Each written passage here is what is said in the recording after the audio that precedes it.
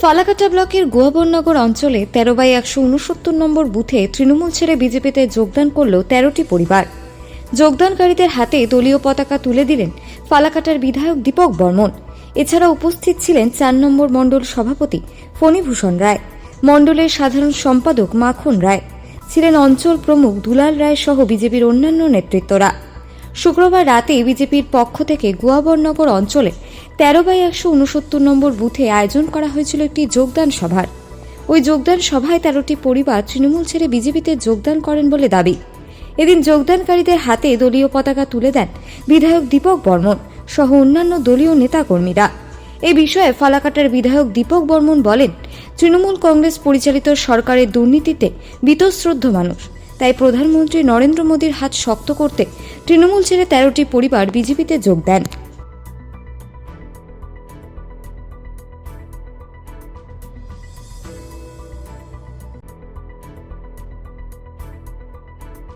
আজ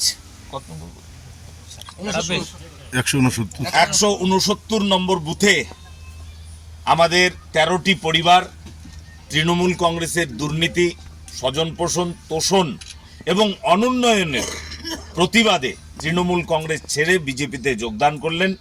এর ফলে আমাদের ফালাকাটায় বিজেপির যে গণতান্ত্রিক আন্দোলন তা আরও শক্তিশালী হলো। ধন্যবাদ।